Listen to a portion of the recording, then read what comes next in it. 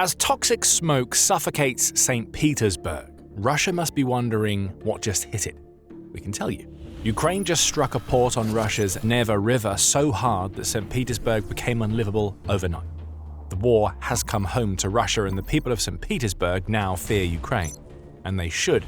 There's a lot more where Ukraine's drones come from, and the odds are that they're going to find their way to St. Petersburg again sooner rather than later.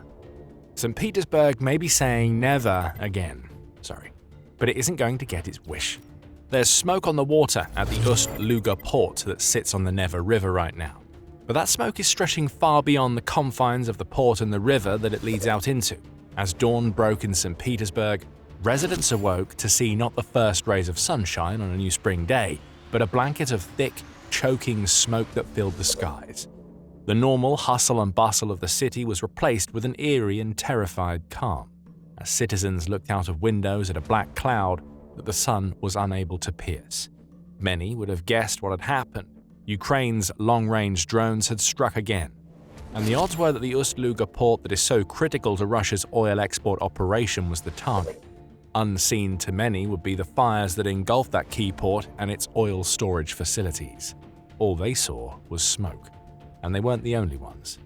In the Estonian city of Narva, which is 25 kilometers or just over 15 miles away from Ust-Luga, the smoke rising from the battered port is visible. The huge plume hasn't traveled into Narva, thankfully, but it can be seen in the distance rising high into the sky as a monument not only to the success of Ukraine's long-range attack, but also its strength. Estonia already had an inkling that something like this was coming. The Estonian Defense Forces had even issued an emergency alert as an unidentified aircraft entered the country's airspace. Concerns about a Russian attack on the Baltic state gave way to relief as the drone was identified as belonging to Ukraine. Not long after the alert was issued, that drone, along with several others, would have found its target. Ust-Luga is in flames. But the real problem for Russia is that Ukraine hasn't stopped at one strike. We'll start with the most recent attack. On March 29th, the Alpha unit of Ukraine's SBU took to Facebook to declare its most recent assault against one of the most important oil ports in all of Russia. This night, the long-range unmanned drones of the Special Operations Center Alpha SBU successfully worked on the infrastructure of the oil terminal port Ust-Luga in the Leningrad region of Russia, the Post said. It also contained vague mentions about a fire being recorded at the Ust-Luga facility, along with several casualties. Russia, of course, tried to downplay everything. The regional governor who oversees Ust-Luga, Alexander Drozdenko, only reported that there was damage at Ust-Luga. He tried to put the focus on the 31 Ukrainian drones that he claims Russia's air defenses shot down over Leningrad Oblast during the night. But by 7 a.m. local time, emergency services were still trying to put out the fires that Ukraine had caused, all as St. Petersburg residents were coughing into their cornflakes because of the mass of smog that filled their skies. More details about Ukraine's attack comes from News Sky. It reports that Ukraine's drones first arrived in St. Petersburg at about 2:30 a.m. local time, and they soon made their way to the port of Ust-Luga. Residents who were still awake at this later hour and close enough to see the drones approach took to the rooftops and hung out of windows to film what they could see. Bright flashes soon appeared on the horizon as the sound of 6 separate explosions were heard.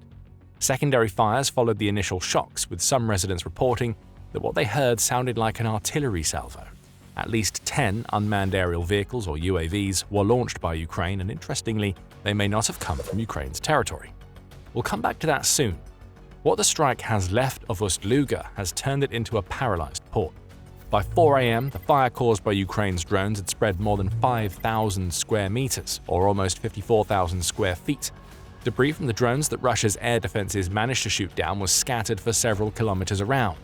Those that hit their targets caused a dangerous fire, which led to the creation of a powerful and spreading smog that is completely saturated with the chemicals from the oil products that Russia exports from Ust-Luga. Russia has been forced to cease operations at Ust-Luga while its authorities combat the fire, and that's the last thing that Putin wants to do. This is a port that Reuters says handles about 700,000 barrels of oil per day. In 2025 alone, it shipped 32.9 million metric tons of oil products to customers who are happy to let Russia skirt sanctions by selling to them, as long as they get discounts. Ust-Luga is also key to Russia's gas exporting business. According to Military, the port, which includes 18 large storage tanks and has 9 berths that serve oil tankers weighing up to 150,000 tons, is also close to the Ust-Luga gas processing plant run by Gazprom. Ukraine has hit that plant too. On March 25th, its drones struck hard, taking out a facility that processes up to 45 billion cubic meters of natural gas every year. This isn't a one-time attack by Ukraine. The people of St. Petersburg and the Leningrad Oblast are terrified because Ukraine is hitting Ust-Luga over and over again. What we see here with these types of attacks is millions of dollars of oil and gas going up in smoke. And we don't just mean directly, though taking out Russia's storage facilities at its ports and gas processing plants is important.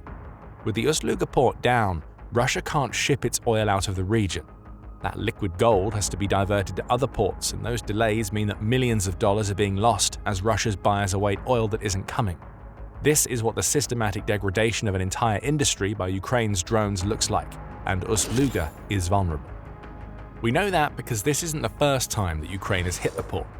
According to Radio Free Europe Radio Liberty, this latest strike against the port is the third in just 1 week, as Ukraine takes aim at Russia's oil exports. The timing isn't coincidental.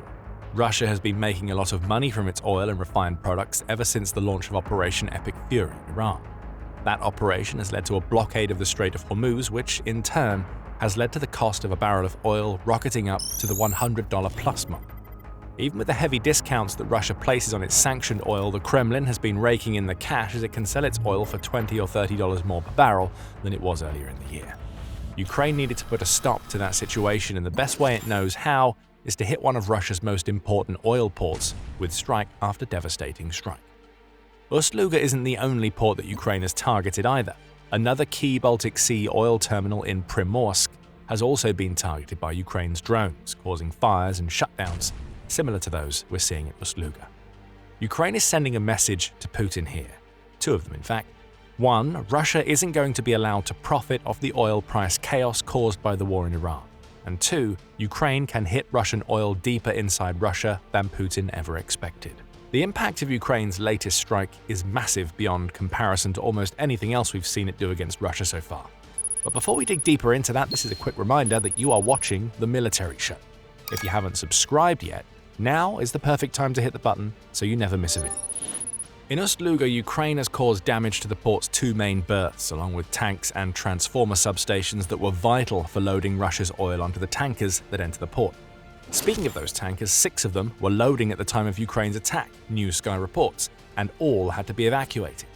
There are now at least 15 ships that are idling in the bay close to the port. They won't be heading into load anytime soon. Ust-Luga port is still burning hot. If you want a melted ship and dead crew members, sailing into Ust-Luga is a quick way to get both of them right now. Emergency services in Russia are reporting that at least 2 port workers have been injured in Ukraine's attack, and that 200 people have been evacuated from the fire zone. Leningrad is in a state of emergency right now, and the sheer scale of the pollution being recorded in St. Petersburg tells Russia's people that the war their leader started can come back to haunt them even when they haven't been sent to the front lines. Earlier we mentioned that Ukraine may have taken a novel approach to pulling off this attack. Typically, we see Ukraine launch its long-range drones from its own territory.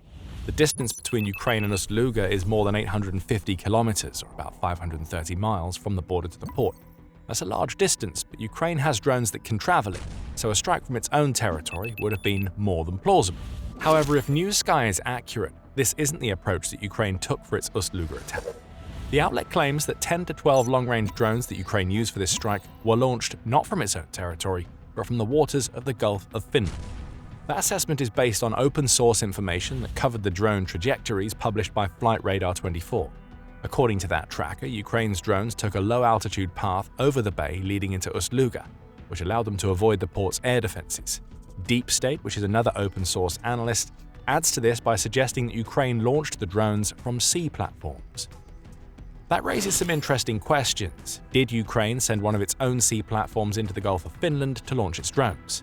We know that Ukraine has drone boats that can launch FPV drones, such as the Barracuda. However, FPV drones wouldn't have been able to cause damage on the scale that we're seeing in Ust-Luga. Ukraine might have deployed patrol boats into the Baltic Sea to launch its drones too. However, there is another possibility.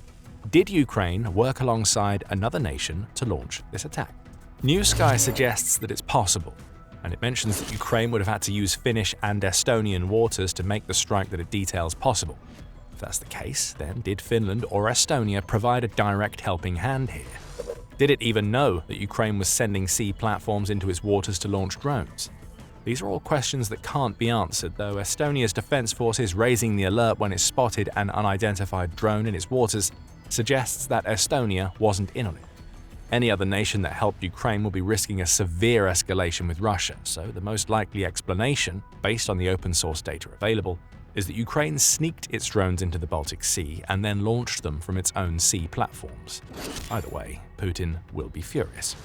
If Ukraine had a helping hand, it would have come from a NATO member nation, which would fuel Russia's grievances against that organization. But if Ukraine pulled this off on its own, that means it has developed some sort of boat from which it can launch long-range drones into Russia. That's a problem for Putin. It means that more targets than ever before are vulnerable to Ukraine's drones, and Ust-Luga is a showcase of what happens when those drones hit their marks. So we know what Ukraine hit, and we have some open-source reports that offer clues as to how Ukraine pulled it all off. But what are the effects of the Ust-Luga strike on Russia? There are two things to consider here: Russia's Baltic oil network and the impact that what Ukraine did has had on the country's people, particularly those in St. Petersburg and the surrounding area. On the Baltic oil front, we've touched on how Ukraine hasn't just targeted Ust-Luga over the last week or so. It has hit another oil port in Primorsk, and on March 26th, news broke that Ukraine's drones had also struck the Kirishi Petroleum Organic Synthesis oil refinery, which lies southeast of St. Petersburg. That refinery produces fuels like gasoline and diesel, which Russia ships through its Baltic ports, both to supply its troops in Ukraine and to export to other countries. What we see here is a concerted campaign across Russia's entire Baltic region that has been designed to shatter the entire region's oil infrastructure. There's a big reason why Ukraine is targeting these Baltic ports. They are the biggest oil lifeline that Russia has right now. Ukraine's attacks on Novorossiysk in the Black Sea, along with strikes against Russian naval assets in the region, have severely constrained the port's operations. Russia is in fear that more Ukrainian drones will follow on from those that caused the suspension of oil loadings in that port in early March. With Russia's main Black Sea port damaged, Ukraine has moved onto the Baltic Sea infrastructure, which is even more vital to Putin. Together, the Ust-Luga and Primorsk ports handle a significant share of Russia's oil exports, making them critical to its ability to sell abroad. Russia has few viable alternatives, especially for supplying European markets. Yes, it has ports in the Pacific and Arctic regions, but the latter aren't exactly easy to reach during the winter, and both pose a problem for Russia of transporting oil hundreds, if not thousands of miles more than it would otherwise travel before it can even be loaded. The Baltics are key, and have been since Putin launched his invasion. And to give you a little context as to why, we only need to say that Russia is currently earning about $760 million per day from its oil and gas, thanks in part to Iran's blockade of the Strait of Hormuz. Let's do some maths here. 40% of 760 million is 304 million. That's the value of the oil that Russia can't get out of the country as long as Ust-Luga and Primorsk are not fully functional because of Ukraine's drone strikes and the fires they cause. Expand that to a week for repairs, which is almost certainly an underestimate, and you get about $2.128 billion of oil that can't be shipped out. For a 30-day month, that number goes up to $9.12 billion. And if Ukraine hits Ust-Luga and Primorsk over and over for an entire year, that's almost $111 billion of oil for which Putin has to find alternative routes to buy it. Capacity at Russia's other ports alone mean that not all of that oil will be able to make it out of Russia when the Baltic ports are shut down. You can't just move millions and millions of barrels to other ports and expect there to be no logistical hiccups. What Ukraine is doing in Ust-Luga and elsewhere in Russia's Baltic region is preventing Putin from profiting off the back of an operation that has nothing to do with Russia or Ukraine and everything to do with Iran. We said it before, the timing of these strikes isn't a coincidence. Boris Ahrenstein, who is an energy analyst, says as much, stating that the thoughtfulness and scale of Ukraine's latest strikes in the Baltic regions have made them the most serious threats to the export of Russian oil and oil products since the war began. It's hard to argue, but for the people of St. Petersburg, it's not the money that Putin can't generate for his war machine that will be the problem. It's the sheer terror that comes with knowing that Ukraine's drones are striking all over the region, and that those drones are causing smog clouds that can be seen from over a dozen miles around. Smog clouds, by the way, that are causing the levels of harmful fine particle PM2.5 in the air to be 15 times higher than the safe level.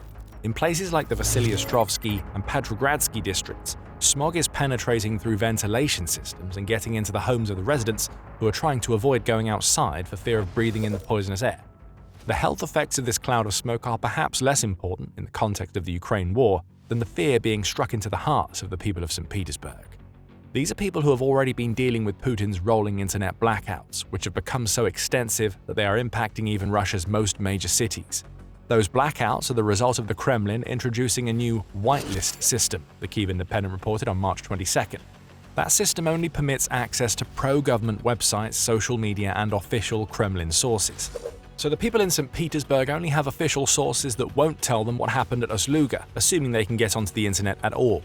As a massive cloud of death looms over the region, the lack of access to information is no solace. Even the most ardent supporter of Putin and his policies will be shaking in their boots. After all, it's one thing to be lied to, it's quite another to breathe in poisonous air as Russia's oil ports burn and still think that Putin is the man to protect Russia. Ukraine is banking on that fact. The more fear it can spark in the Russian populace, the stronger the desire for an end to Putin's supposed special military operation becomes. Ust-Luga may have been about Russia's Baltic oil, and Ukraine's strike took care of that. But the real impact may be felt in Russia's streets rather than in the refineries and oil terminals. And speaking of oil terminals, we mentioned Primorsk a few times in this video. If you want to know what Ukraine has been doing to that port, well, you can find out all about it by checking out our video. And if you enjoyed this video, remember to subscribe to the Military Show to keep up with our coverage of Ukraine's latest deep strikes against Russia. And thank you, as always, for watching.